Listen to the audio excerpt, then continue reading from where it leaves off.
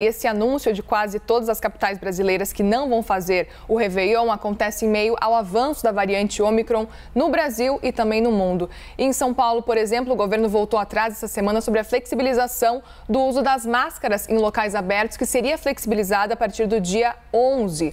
Sobre esse assunto, então, a gente conversa agora com o infectologista do Instituto Emílio Ribas, Jamal Suleiman. Doutor, muito obrigada pela sua participação aqui na CNN. Seja muito bem-vindo.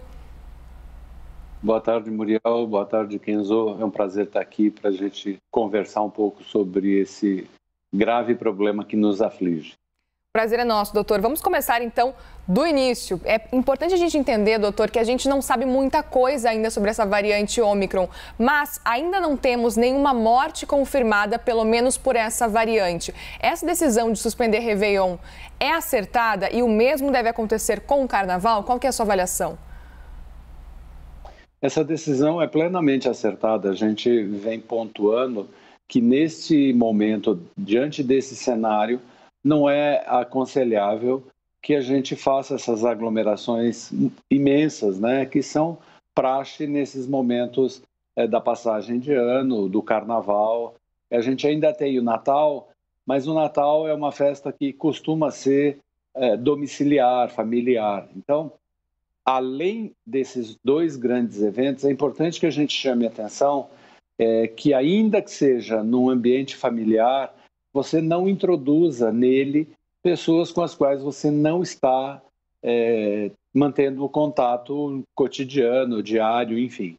Então, por que isso é importante? Porque esta é uma das variantes, seguramente virão outras.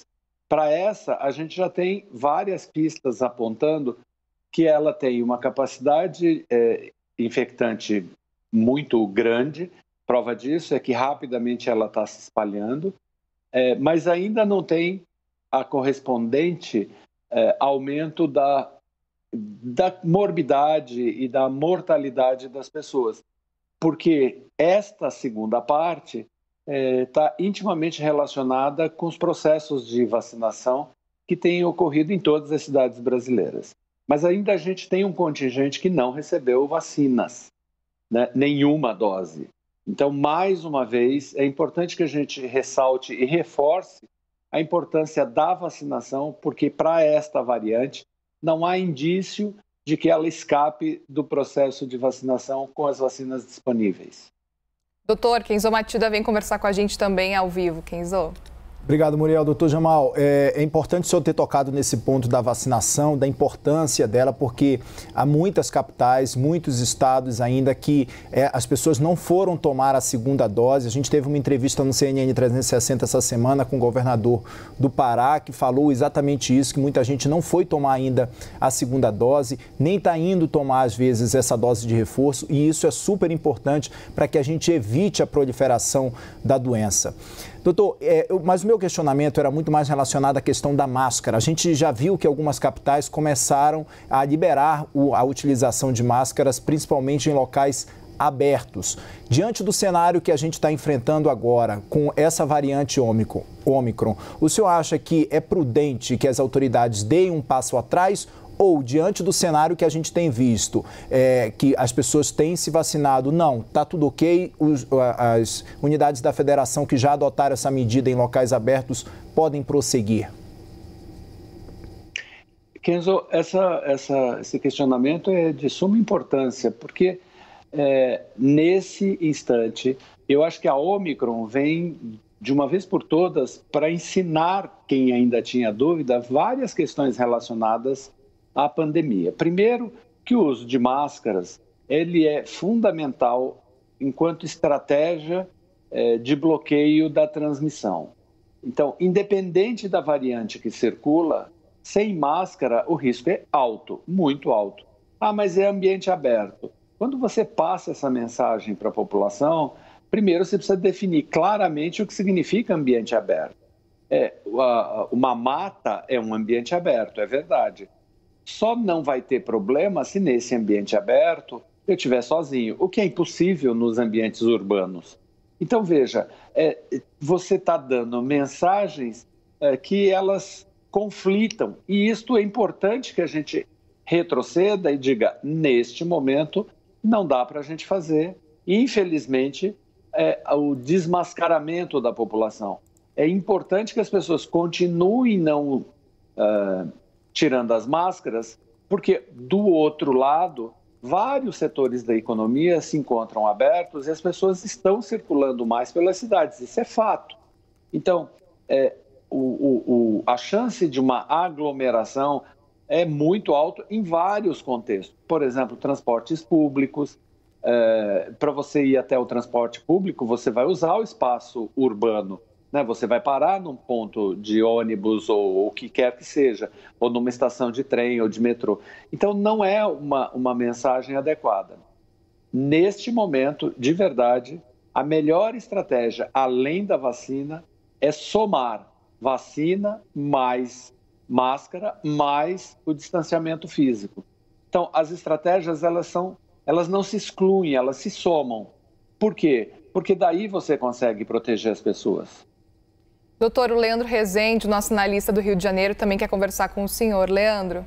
Valeu, Muri. Doutor Jamal, obrigado por estar conversando com a gente. Queria perguntar para o senhor ainda sobre, sem dúvida, o cancelamento do Réveillon. A gente está falando aqui no Rio de Janeiro, especificamente, do cancelamento do Réveillon na Orla, que é uma festa gigante, reúne milhões de pessoas na praia de Copacabana. É desse Réveillon que a gente está falando. Só que, ao mesmo tempo, a gente sabe que, não só aqui no Rio, mas no Brasil inteiro, vários clubes, festas privadas vão acontecer e vão também reunir centenas de pessoas, milhares de pessoas nessas festas privadas. Eu queria perguntar para o senhor como é que o poder público tem que olhar para essa questão de não permitir uma festa popular e gratuita por conta do avanço da pandemia e ter que lidar com festas privadas aí. Como é que o poder público precisa construir esse discurso para que não fique parecendo uma incoerência, doutor Jamal?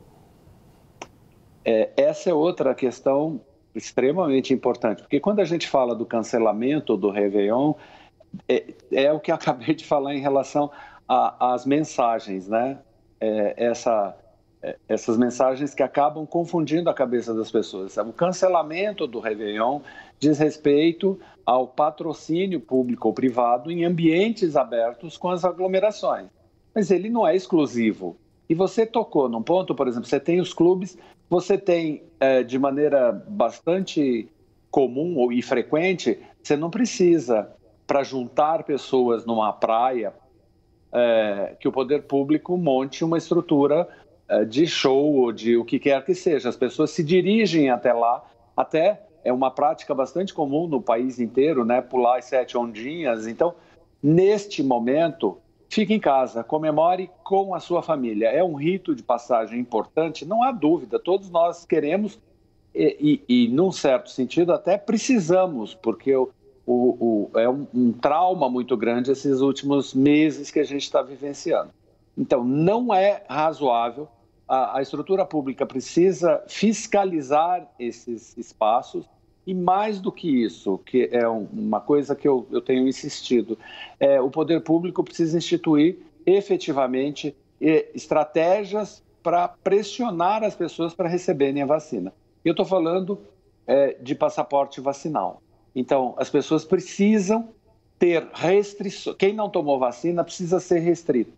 Não é possível, não é razoável que a gente tenha que enfrentar em 2021 uma situação absolutamente estapafúrdia quando você tem uma doença que é imunoprevenível. E o que eu estou dizendo que é imunoprevenível? Porque não há nenhuma dúvida em nenhum lugar do mundo que a vacina reduz a morbidade, que é a chance de um indivíduo ter forma moderada e grave da doença, e a mortalidade, que é ter o desfecho mais grave dessa doença, que é o óbito. Ah, mas tem gente que morre. É verdade. Só que este número também precisa ser entendido de uma vez por todas. Até a imprensa tem noticiado, vocês mesmos têm mostrado a curva, como é que ela é nesse instante. Quer dizer, de um número de 3 mil óbitos por dia, a gente ainda tem 200 óbitos por dia, o que não é razoável. A gente precisa baixar esse número rápido. E só vai conseguir fazer isso quando a gente tiver esta população efetivamente protegida e vacinada. Então, a restrição precisa estar imposta. Você não vai poder sair para nenhum lugar se você não tiver tomado a vacina. Você não vai poder viajar se você não tiver tomado a vacina. Então, na medida em que você faz isso, as pessoas, obviamente, vão procurar esse instrumento de proteção que é a vacina. Dr. Jamal Suleiman, infectologista do Instituto Emílio Ribas, muitíssimo obrigado pelos esclarecimentos nessa entrevista ao vivo aqui na CNN. Portas abertas. Boa tarde, bom trabalho para vocês. Obrigada, doutor. Até a próxima.